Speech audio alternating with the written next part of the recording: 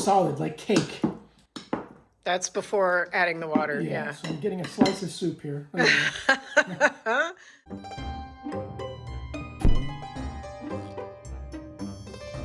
Hi folks, welcome to our kitchen. Come on in. What are you doing? No.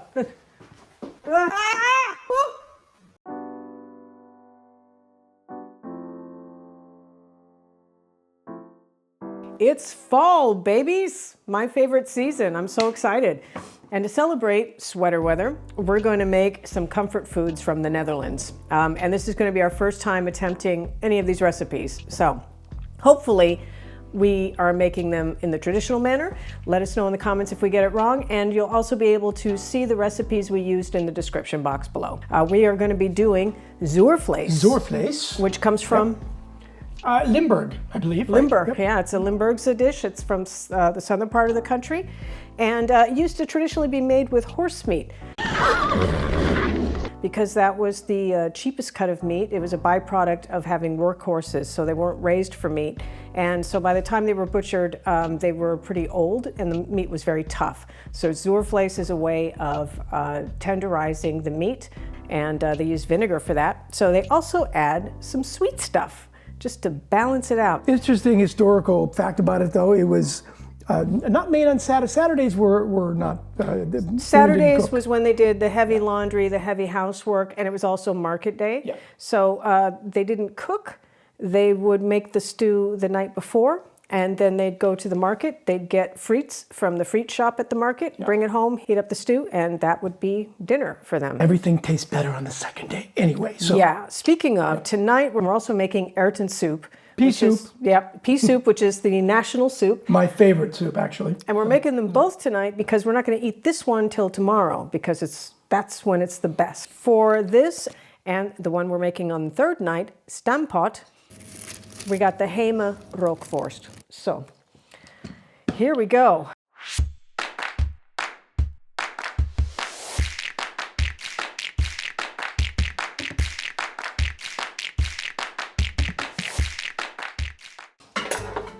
You didn't turn the oven on. I use the Dutch oven for everything.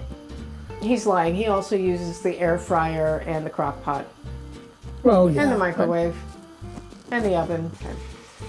So you don't want to cook it through, you just want to sear it off. We're using shoulder meat, that's traditional. It's called sucata. I've got to concentrate.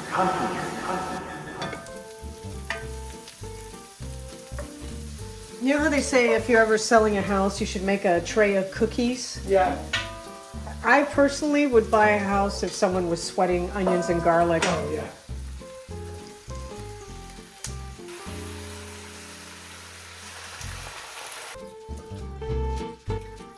Sugar. Sugar, sugar, da na na na na. I'm gonna get copyright struck. Apple stroke. It'll break down. So you just add 2 cloves, yep, Okay. and a bay leaf. 3 hours later. I had to run and get a Schweider wetter. Schweider. I did fry up some parsley, which is going to work as a garnish. And then right now I'm going to do the frites. I par-fried these, and now I'm going to finish them off for the second time. They're room temperature now.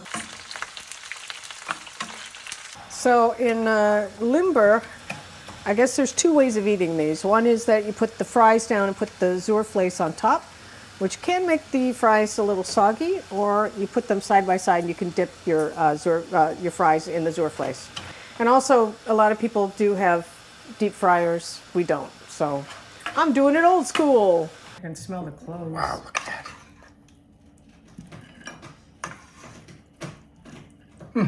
Looks so good. Look at that. Okay, yeah, so you dip the fries in the Zuurvlees. Okay. Yeah. So let's try It looks pretty amazing, actually. It smells good. You can smell the cloves. Good, yep.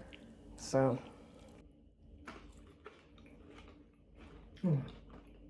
That's really good. First of all, the fries have to be done right.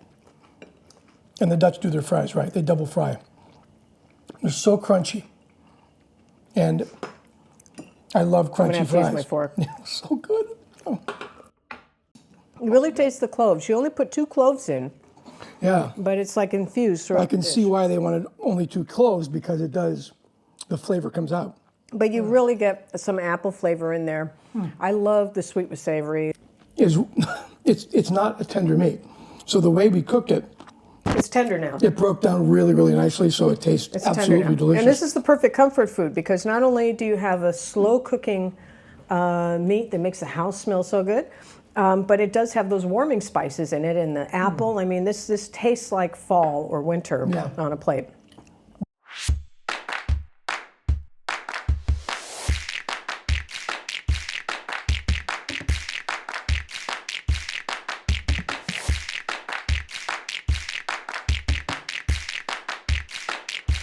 Well, so you do math, you just don't do conversion. 4 is 1. 4 is 1 liter. Chop. 4 is 1 liter. 4 is 1 liter. Okay. You sure about that? Yeah, it's 250 yes. milliliters is a cup of, okay. Yeah, okay. Okay, that's number 68. 3, stop it. 102. 4. I know it is, I know it's 4. That's 1. All right. How many liters are in there? 3. No, wait, you're doing the fingers wrong. Wait. There you That's go. it? Okay. Wait, don't do it towards me. See, in Inglourious Bastards, you'd be dead right now. Oh, it's so sad.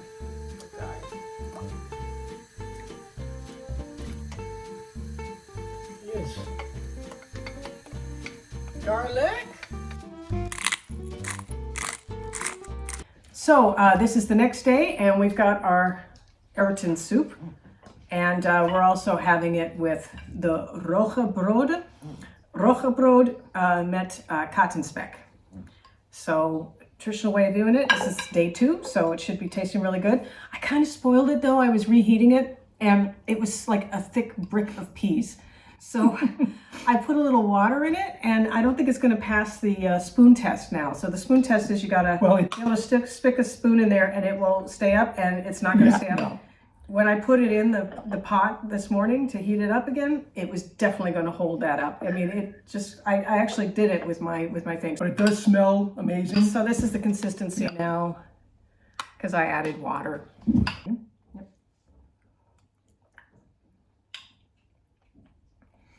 Oh, yeah.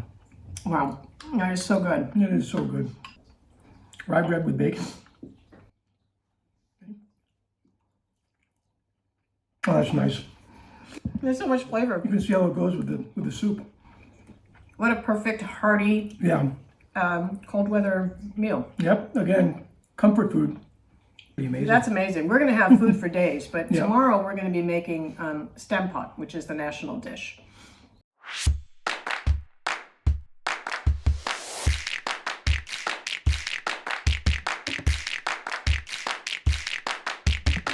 Hello, we are back. Our next comfort dish we're going to make for you is called Stamppot.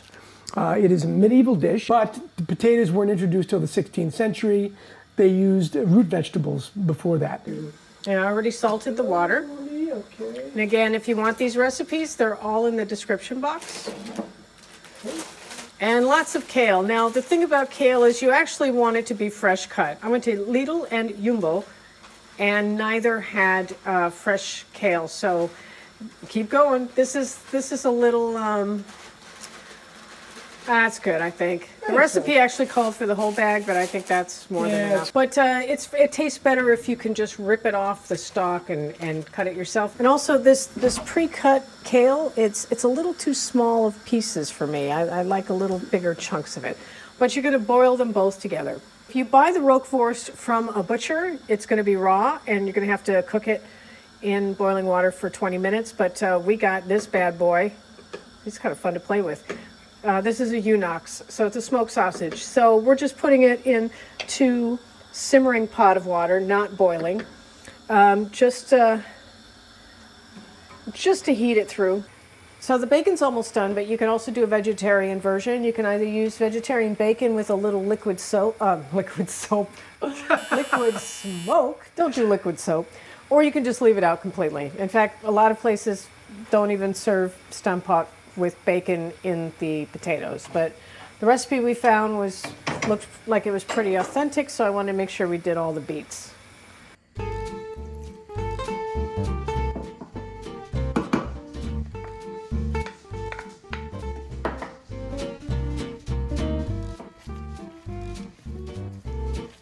I see more kale than potato. Yeah, yeah, it's enough kale for me.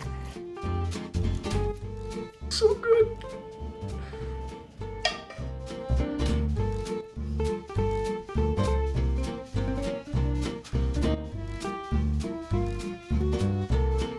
Looks amazing. So, we're going to try the Stamppot now. So, here we go.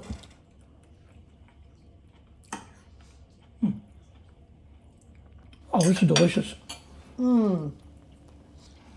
This is the epitome Yeah. of comfort food.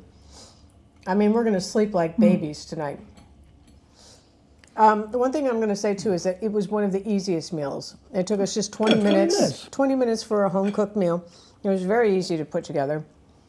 And this is a Dutch staple. I mean, farmers and laborers used to have this in the wintertime, and it would keep them going all day. I can see how, in Stamppot you can put anything in it. We did kale. This is Boerenkool.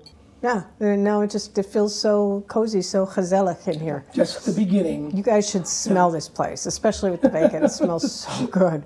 For the last 3 days, it has smelled so good. It's going to smell like bacon until tomorrow. Yeah. Why doesn't anyone make savory candles? Why don't you make a candle that's smells like onions and garlic or bacon or something like that? I would buy that candle. I would totally buy that candle, especially this time of year.